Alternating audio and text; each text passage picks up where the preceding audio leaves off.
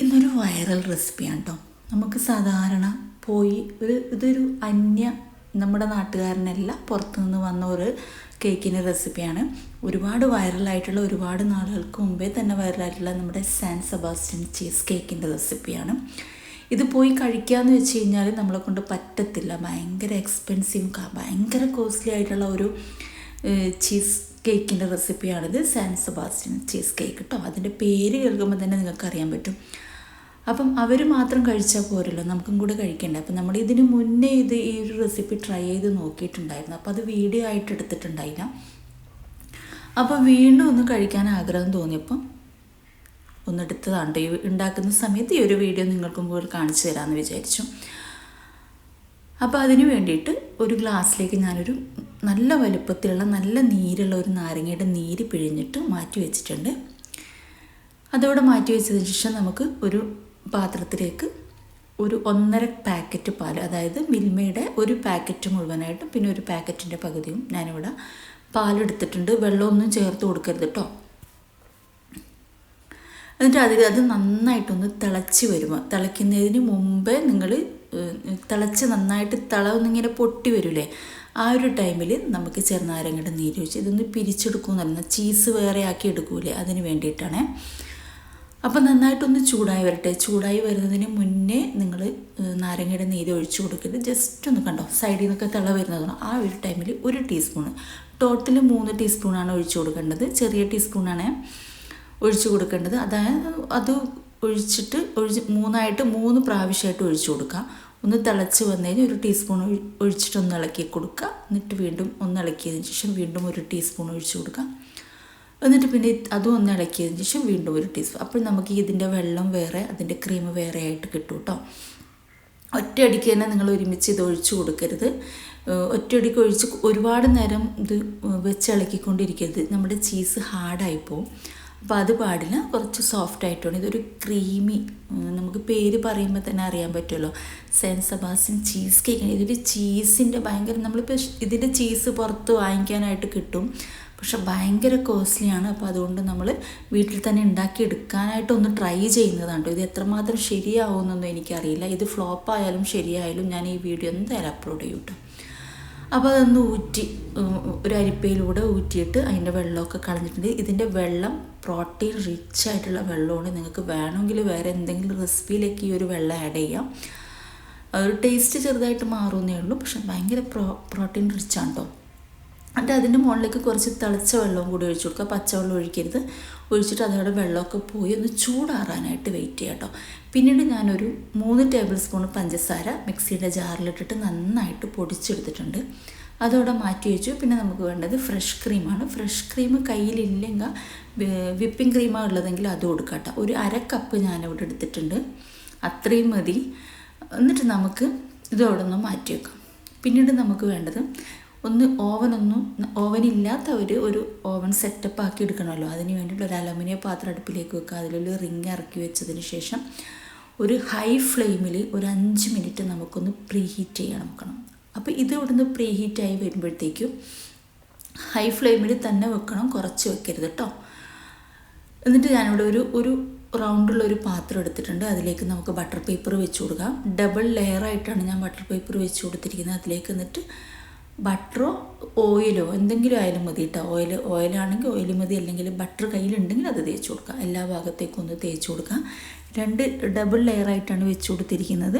നിങ്ങളും വെക്കുന്ന സമയത്ത് ഡബിൾ ലെയറായിട്ട് ബട്ടർ പേപ്പർ വെച്ച് കൊടുക്കുക കേട്ടോ. അപ്പോൾ ഞാനിവിടെ എല്ലാ സൈഡിലും ബട്ടറൊന്ന് തേച്ച് പിടിപ്പിച്ചിട്ടുണ്ട്. ഇതൊന്ന് മാറ്റി വെക്കാം കേട്ടോ. ഇനി നമുക്ക് നേരത്തെ പഞ്ചസാര പൊടിച്ച അതേ മിക്സിയുടെ ജാറിലേക്ക് നമ്മുടെ ചീസ് ഇട്ട് കൊടുക്കാം. നമ്മൾ ചൂട് പോകാനായിട്ട് മാറ്റി വെച്ചിരുന്നല്ലോ, അത് ഇട്ട് കൊടുക്കാം.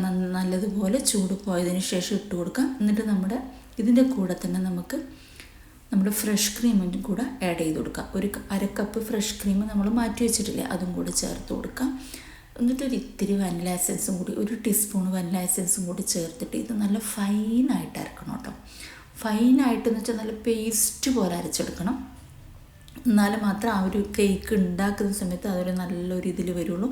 കുറച്ച് റിസ്കി ആയിട്ടുള്ള കേക്കാണ് കേട്ടോ ഇത്. ഭയങ്കര കെയർഫുള്ളായിട്ട് ഉണ്ടാക്കിയിട്ടില്ലെങ്കിൽ നമുക്ക് ആ ഒരു രീതിയിൽ കിട്ടത്തില്ല. അപ്പോൾ വനില എസൻസ് കൂടി ചേർത്തിട്ട് നല്ല ഫൈനായിട്ട് ഞാനൊന്ന് കാണിച്ചു തരാം. കണ്ടോ, ഈ ഒരു രീതിയിൽ വേണം അരച്ചെടുക്കാനായിട്ട്. ഇനി നമുക്ക് ഈ ഒരു പൊടിച്ചു വെച്ച പഞ്ചസാരയിലേക്ക് അത് ഒഴിച്ചു കൊടുക്കാം.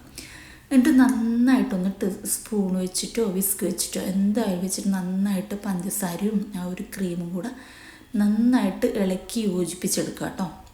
പഞ്ചസാര ആ ക്രീമൊക്കെ കൂടെ മെൽറ്റായിട്ട് നന്നായിട്ടൊന്ന് ഇളക്കിയെടുക്കണം. സ്പൂൺ വെച്ചിട്ടായാലും മതി, വിസ്ക് വേണമെന്ന് ഒരു നിർബന്ധവും ഇല്ല കേട്ടോ. ഇപ്പോൾ ചാനൽ ആദ്യമായിട്ട് കാണുന്ന ആരെങ്കിലും ഉണ്ടെങ്കിൽ പ്ലീസ് ഒന്ന് ചാനൽ സപ്പോർട്ട് ചെയ്യുക. ഇഷ്ടപ്പെടുകയാണെങ്കിൽ ലൈക്ക് ചെയ്യുക, ഷെയർ ചെയ്യുക, സബ്സ്ക്രൈബ് ചെയ്യുക, ഇതിൻ്റെ ഫീഡ്ബാക്ക് അറിയിക്കുക കേട്ടോ. ഇനിയിപ്പോൾ നമ്മൾ അതേ ജാറിലേക്ക് അത് നന്നായിട്ട് യോജിപ്പിച്ച് മാറ്റി വെച്ചതിന് ശേഷം അതേ ജാറിലേക്ക് തന്നെ നമ്മളൊരു മുട്ട പൊട്ടിച്ചൊഴിച്ച് കൊടുത്തു. എന്നിട്ട് അതിലേക്ക് ഇത്തിരി വനില എസൻസും കൂടി ചേർത്ത് കൊടുത്തിട്ട് അതും കൂടെ ഒന്ന് ജസ്റ്റ് ഒന്ന് അടിച്ചെടുക്കാം കേട്ടോ. അപ്പോൾ അടിച്ച് പതപ്പിക്കേണ്ട ആവശ്യമൊന്നുമില്ല. ജസ്റ്റ് ഒന്ന് അടിച്ചെടുത്തിട്ട് ഈ ഒരു മിക്സും കൂടെ നമുക്ക് നമ്മൾ നേരത്തെ കലക്കി വെച്ചിരിക്കുന്ന ആ ഒരു ബാറ്ററിലേക്ക് ഒഴിച്ചു കൊടുക്കുക. എന്നിട്ട് അതും കൂടെ ഒന്ന് ജസ്റ്റ് ഒന്ന് ഇളക്കിയെടുക്കുക കേട്ടോ. ഇതിൽ ബേക്കിംഗ് സോഡയോ ബേക്കിംഗ് പൗഡറോ ഒന്നും വേണ്ട, ജസ്റ്റ് ഒരു ക്രീമി ടെക്സ്ചറിലുള്ള ഒരു കേക്കാണ്. അതുകൊണ്ടാണ് നമ്മൾ മുട്ടയൊന്നും പതപ്പിക്കേണ്ട എന്ന് പറഞ്ഞത്. അതും കൂടെ ഒന്ന് ഇളക്കിയതിന് ശേഷം നമുക്കിതിലേക്ക് ഒരു 2-3 ഇൻഗ്രീഡിയൻസും കൂടി ചേർക്കാനുണ്ട് കേട്ടോ. ഒരു 2 ടീസ്പൂണ് ഫ്രഷ് ക്രീമും കൂടെ, ചെറിയ ടീസ്പൂണാണ്, നമ്മുടെ ചായക്ക് ഇളക്കുന്ന ഒരു ചെറിയ ടീസ്പൂണാണ്. അതിലൊരു 2 ടീസ്പൂണ് ഫ്രഷ് ക്രീമും കൂടെ ആഡ് ചെയ്ത് കൊടുത്തിട്ടുണ്ട്. പിന്നെ അതിലേക്ക് അതേ ടീസ്പൂണിൻ്റെ വലിപ്പത്തിലുള്ള ചെറിയൊരു ടീസ്പൂണിൽ കോൺഫ്ലവർ ഇട്ടാൽ, കോൺഫ്ലവർ ഉണ്ടെങ്കിൽ അത് ഇട്ട് കൊടുക്കാം, അതല്ലെങ്കിൽ മൈദപ്പൊടി ഉണ്ടെങ്കിൽ മൈദപ്പൊടി ഇട്ട് കൊടുക്കട്ടെ. എന്നാലും ടേസ്റ്റ് ഈ ഒരു കോൺഫ്ലവർ ഇട്ട് കൊടുക്കുമ്പോഴാണ്.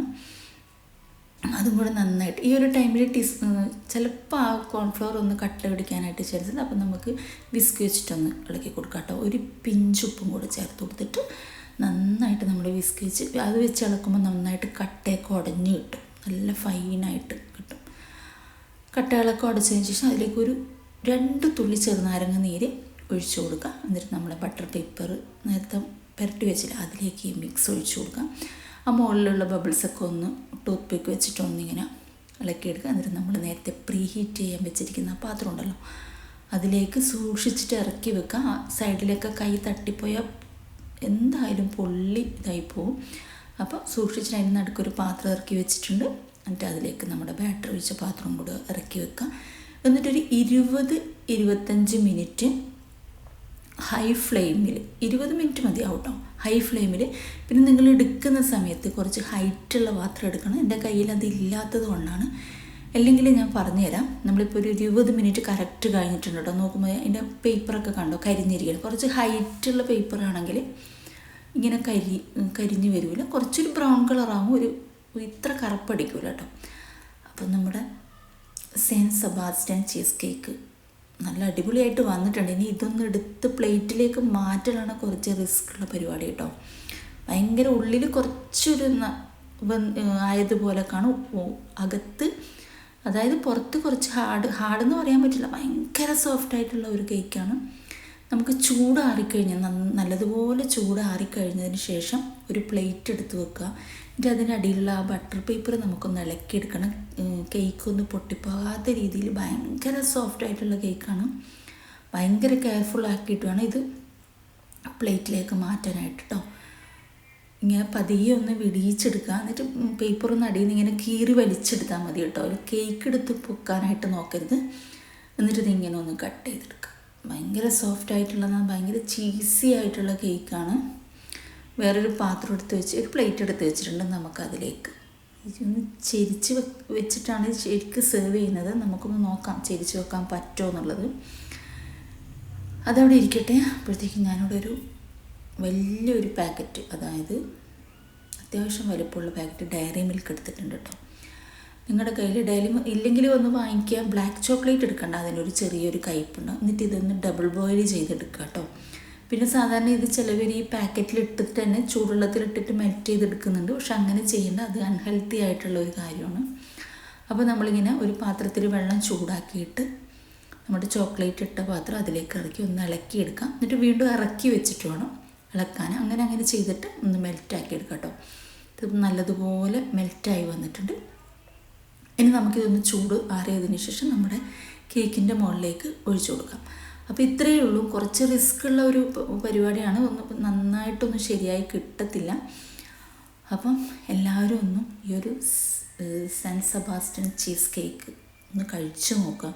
നമുക്കിപ്പോൾ അവിടെ പോയിട്ടൊന്നും കഴിക്കാൻ പറ്റത്തില്ലല്ലോ. അപ്പോൾ അതുകൊണ്ട് നമുക്ക് വീട്ടിൽ തന്നെ ഉണ്ടാക്കിയിട്ടൊന്ന് ഇതിൻ്റെ ടേസ്റ്റ്, മധുരം ഇഷ്ടമുള്ള ആൾക്കാർക്ക് തീർച്ചയായിട്ടും ഇത് ഇഷ്ടപ്പെടും കേട്ടോ. അല്ലാത്തവർക്ക് ഇത് ഇഷ്ടപ്പെടുമെന്ന് ചോദിച്ചാൽ ഇല്ലയെന്നേ പറയത്തുള്ളൂ. മധുരം ഇഷ്ടമുള്ള ആൾക്കാർക്ക് ഈ ഒരു കേക്ക് എന്തായാലും ഇഷ്ടപ്പെടും. അപ്പോൾ ട്രൈ ചെയ്ത് നോക്കിയിട്ട് ഇതിൻ്റെ ഫീഡ്ബാക്ക് അറിയിക്കാം. ചെറിയ പൈസയ്ക്ക് നമുക്ക് ഉണ്ടാക്കിയെടുക്കാൻ പറ്റുന്ന ഒരു കേക്കാണ്. അപ്പോൾ എല്ലാവരും കഴിക്കാത്തവർ ട്രൈ ചെയ്ത് നോക്കിയിട്ട് ഫീഡ്ബാക്ക് അറിയിക്കുക. തീർച്ചയായിട്ടും ഒന്ന് കഴിച്ച് നോക്കണം. ഇതിൻ്റെ ടേസ്റ്റ് ഒന്ന് അറിഞ്ഞിരിക്കണം. അതാണ് ഒരു വേറെ തന്നെ ഒരു ഭയങ്കര ചീസി ആയിട്ടുള്ള ഒരു കേക്കാണ്. അപ്പം ട്രൈ ചെയ്ത് നോക്കിയിട്ട് ഇതിൻ്റെ ഫീഡ്ബാക്ക് തീർച്ചയായിട്ടും അറിയിക്കുക. ലൈക്ക് ചെയ്യുക, ഷെയർ ചെയ്യുക, സബ്സ്ക്രൈബ് ചെയ്യുക. ഫേസ്ബുക്കിലാണ് കാണുന്നതെങ്കിൽ പ്ലീസ് ഒന്ന് ഫോളോ ചെയ്തിട്ട് കാണുക. അപ്പോൾ ഇത്രയേ ഉള്ളൂ. ഒന്ന് നമുക്കൊന്നിങ്ങനെ ഇത് കഴിക്കുന്ന രീതി ഉണ്ടല്ലോ, ആ കഴിക്കുന്ന രീതി ഇങ്ങനെ ജസ്റ്റ് ഒന്നിങ്ങനെ സ്പൂൺ വെച്ചിട്ട് ഇങ്ങനെ വരച്ച് ഇങ്ങനെ എടുത്തിട്ട് വേണം അത് കഴിക്കാനായിട്ട്. ആ ഒരു രീതിയാണ് നമ്മളിങ്ങനെ വടിച്ചെടുക്കുന്ന ആ ഒരു രീതിയിലാണ് കഴിക്കുന്നത്. കണ്ടോ, നല്ല പെർഫെക്റ്റായിട്ട് നമ്മുടെ കേക്ക് വന്നിട്ടുണ്ട്. ഈ ഒരു ചോക്ലേറ്റോട് കൂടി തന്നെ കഴിക്കണം. അപ്പോൾ okay, thank you for watching my video. Thank you.